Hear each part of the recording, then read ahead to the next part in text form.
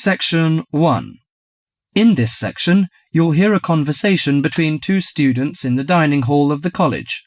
First, you have some time to read questions 1 to 4.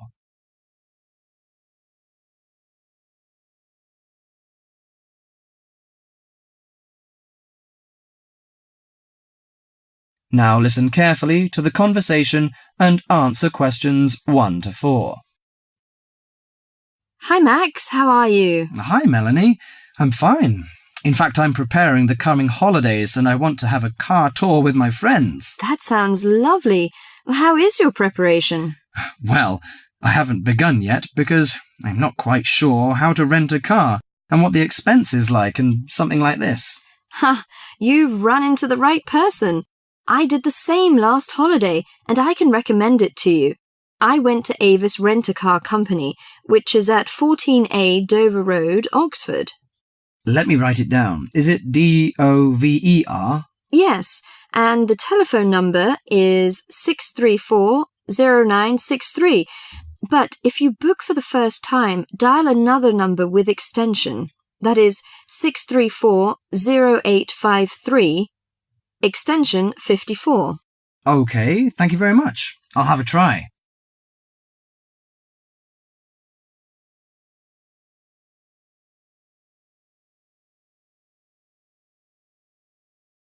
Before you hear the rest of the conversation, you have some time to read questions 5 to 10.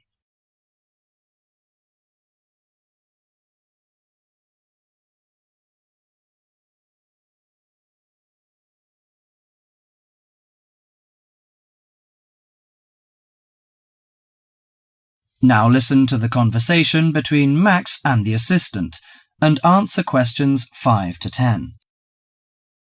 Good morning, Avis Rent-A-Car Company. How can I help you? Hi, I want to book a car for tour. I want to inquire some information about the grade of the cars and the prices. No problem. We offer a wide selection of rental cars to choose from luxury car to economy car, compact car, minivan, and pickup truck. Well, luxury car is obviously out of my price range, but compact or economy is not big enough. You know, we have 7 persons together. Well, how about a minivan? It's perfect for road trips and will make your journey feel like you're in a living room on wheels. I think that's good. Well, what does it feature? I mean, what facilities does it have? Unlike most minivans with manual transmission, the rental minivan cars have feature automatic transmission, air conditioning, and AM/FM stereo. If you drive a long, smooth way, you can use the cruise control, which will save you a lot of energy. Good. How much is the price? If you rent an intermediate one, it will cost you £55 each day. If it is standard, the cost is £45 per day. I think the standard is enough. Oh, we have a special 50% discount for weekends, from Friday to Sunday. But that doesn't apply to tax, recovery fees, and optional services. What are the optional services? Well, they usually include some extra facilities, like first aid kit or something like that. I know. We plan to start off on Friday, so we have to prepare 1 day in advance. I want to book from 30th of April, which is Thursday, and it will end next Monday. Okay. Could you leave your name and the driving license number? My name is Max, and the license number is M9021. Okay. You can pick up the car on Thursday noon. Besides, we offer some optional services like street maps, flashlight, and sunsheet. What would you like to have? Flashlight is not necessary, I think. But street maps are useful, especially when we drive in a strange place. As for the sunsheet, I'd like to give that a miss. We don't want to spend too much extra money. Okay, Mr. Max, thank you for calling. That is the end of section 1.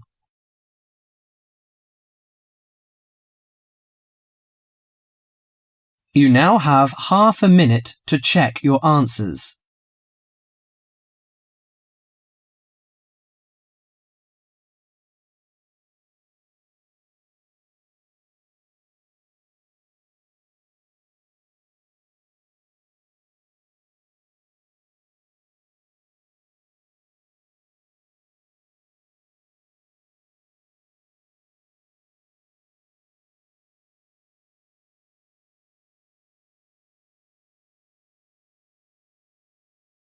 Section 2.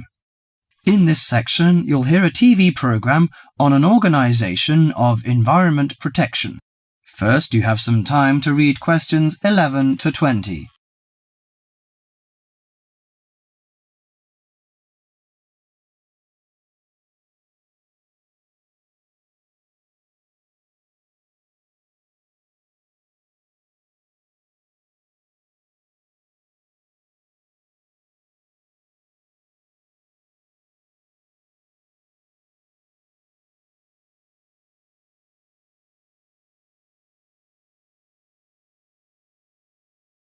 Now listen carefully to the tape and answer questions 11 to 20. Today in our studio is Sue Gent, a staff member of Clean Up Australia. Thank you, Tony. As we know, the mission of Clean Up Australia is to inspire and work with communities to clean up, fix up and conserve our environment. Now, we are launching Say No to Plastic Bags campaign. The focus is to enable shoppers and retailers to reduce the number of plastic bags handed out at checkouts. How much do you know about plastic bags?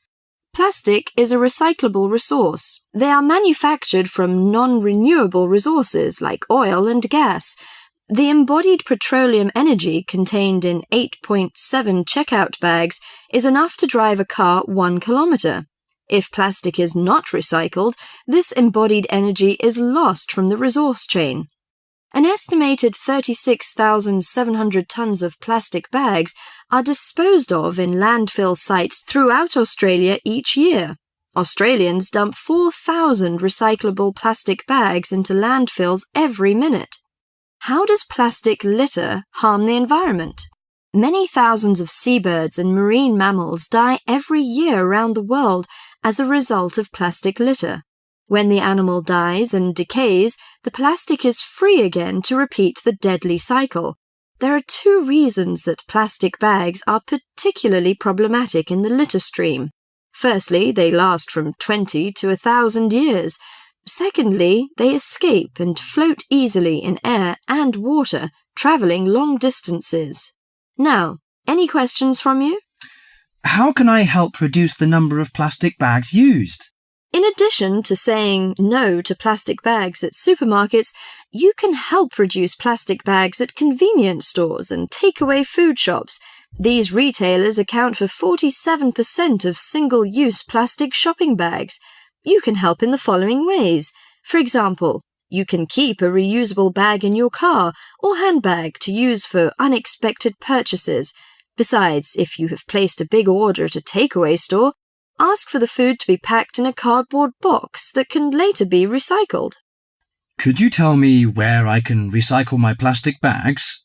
Well, most larger supermarkets and local Stockland shopping centres have recycling facilities available. Remember to turn bags inside out and remove any receipts and food scraps before recycling. Contamination can cause problems in production and prevent recycled plastic from being used. What happens to recycled plastic bags? Plastic bags are recycled to make garden furniture, garden sleepers, flower pots, and new plastic bags. Should I use biodegradable plastic bags? A biodegradable product is one that breaks down safely, by biological means, into the raw materials of nature and disappears into the environment. There is currently no Australian standard for biodegradable plastic bags. This means there is no guarantee that bags will completely break down, as claimed by their manufacturer. Until an Australian standard has been developed and these bags have been tested, Clean Up Australia cannot recommend using plastic bags that claim to be biodegradable. Overall, do our best to refuse, reduce, and reuse plastic bags whenever possible. If you throw plastic bags away, tie them in a knot. This limits the chance that they'll blow out of a bin or blow away in landfills. By following a few simple steps, we can stop plastic bags from blocking our drains and creeks, injuring our precious marine life, and harming our wildlife. That is the end of Section 2.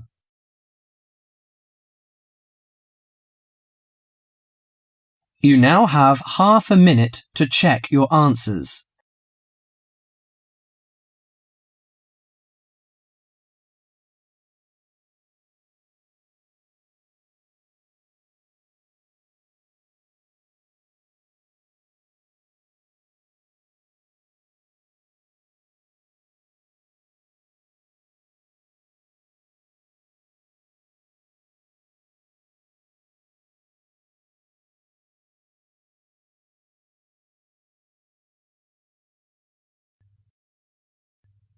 Section 3.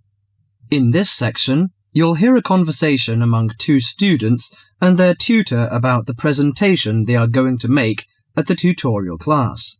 First, you have some time to read questions 21 to 30.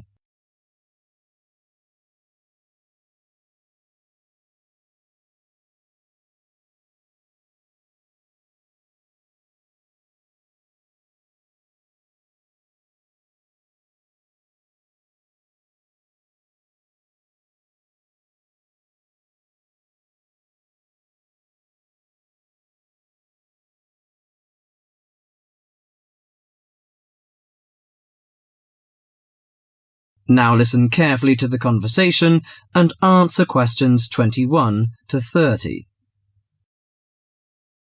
Right, Jason and Karen. How are your presentations for the next tutorial class? I feel a bit nervous. I haven't done that before. Although many of my classmates in the same tutorial group have finished theirs. But I think them a little uninteresting because they just read out their notes. I hope mine will be more attractive. It seems you have a higher demand for yourself. As for me, I have no sense of uneasiness because I made one last semester, but I feel no sense of satisfaction about it. It lacked strong arguments, I think. How much did you get for the last presentation, Jason? 83% actually, but my goal for the next one is over 87%. It's pretty good. What is your topic for this one? Strategies for reading. I feel my biggest problem is in the reading speed, rather than vocabulary, which is most students' problem, though. I am slow, especially in reading articles on my major courses. They are complex and dull. Have you found any effective methods? Well, I am not quite sure. I suppose to skim the books or articles is a good approach. Yes, by skimming the book first, you get the choicest parts. It saves a lot of time. You don't have to read every word of the passage, but you have to learn to read certain parts intensively. Yes, I include that in my presentation. There is one thing I'm not clear yet. Why don't we make presentations more related to our major? Once you learn to write clearly, read analytically, and listen to lectures effectively, you'll begin professional tutorials. That means you should start from the basics. Well, Karen, how is your presentation? I am still in a panic. I want to find some more interesting topics about writing, but I wonder what articles I can refer to, because there are so many of them. Did you get the list of the reading materials handed out last class? Yes, but there are over 20 on it. I have only a week to prepare, so I wonder if let me give you some suggestions. You needn't read them all because some of them deal with the same issue. The article by Holsworth is really worth reading. It covers the aspects of organising the thoughts and ideas. Okay, Holsworth. You should also read the article by Jackson, but just look at the part on research methodology, how they did it. Right, I'll read that one. You should also read the article by Fisher, but just look at the part on the writing plan. That is, how to plan your writing in a systematical way. Okay, Fisher, got that. And if you have time, the one by Risewell says very relevant things. It teaches how to title your articles and make it appealing. You should finish the whole book. Okay. Now, the one by Burns, if I were you, I wouldn't bother with the whole passage. Just read the conclusion, which summarizes the use of rhetoric. Oh, now I understand. Thank you very much. That is the end of section 3.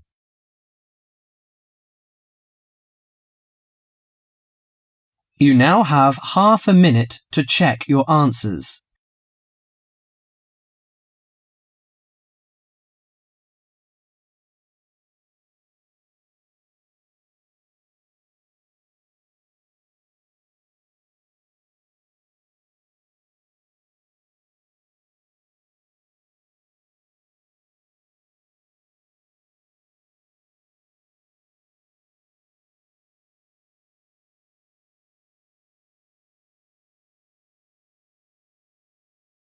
Section 4. In this section, you'll hear a lecture on coral reef. First, you have some time to read questions 31 to 40.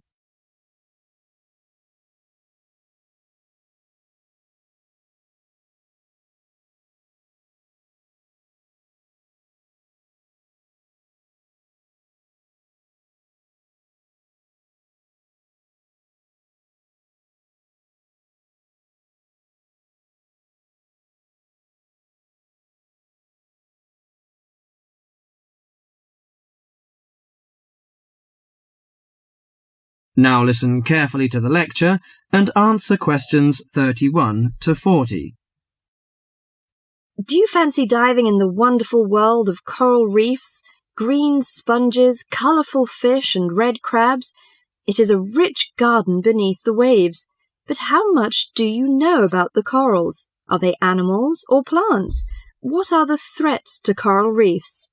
Today, Mr. Tim Harford, Executive Director of the Coral Reef Alliance, is going to introduce the facts about coral reefs. Good afternoon, everyone. Coral reefs are one of nature's most magnificent creations. It is filled with thousands of unique and valuable plants and animals. Over 1/4 of all marine species depend on healthy coral reefs. Humans also depend on coral reefs.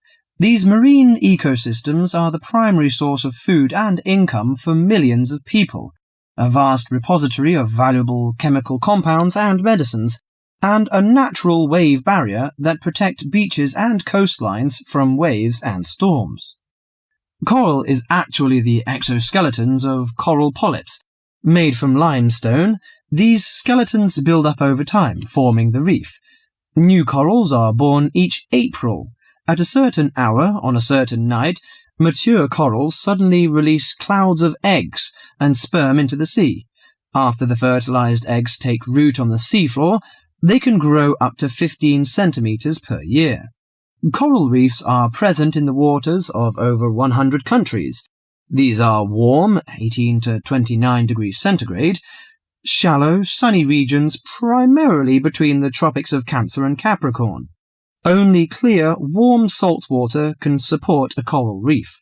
And because sunlight is crucial to the reef's survival, the water must also be shallow. The algae that grow on coral provide much of the coral's food. In deeper water, algae cannot get the sunlight they need to grow. Most coral reefs are in the tropics because natural conditions there are perfect. In their modern form, coral reefs have thrived on Earth for over 50 million years. In recent years, however, more than 11% of the world's reefs have been lost, with another 16% severely damaged during the El Niño event in 1998. Up to 32% of coral reefs may be destroyed by human activities in the next 30 years if we do not take action now. Corals and coral reefs are extremely sensitive. Slight changes in the reef environment may have detrimental effects on the health of entire coral colonies. These changes may be due to a variety of factors. One of the greatest threats to coral reefs is human expansion or development. As human population increases, so does the harvest of resources from the sea. Due to overfishing, reef fish populations have been greatly decreased in some areas of the world. The removal of large numbers of reef fish has caused the coral reef ecosystems to become unbalanced. As we know, corals are also very popular as decorations. A large amount of the most healthy corals are selected by commercial collectors. They sell the corals to souvenir shops, where a large number of tourists wait to purchase them as decorations or souvenirs. Coral reefs also receive much damage from both commercial and private vessels. The leakage of fuels into the water and the occurrence of spills by large tankers are extremely damaging to local corals. Although much of the coral reef's degradation is directly blamed on human impact, there are several natural disturbances which cause significant damage to coral reefs. The most recognized of these events are hurricanes or typhoons, which bring powerful waves to the tropics. These storm waves cause large corals to break apart and scatter fragments about the reefs. Home to a diverse community of creatures, coral reefs are underwater treasure chests of color and activity. Predators and prey swim and crawl among the coral in nature's never-ending dance of life and death. This lively, fascinating world beneath the waves is just waiting to be explored. That is the end of section 4.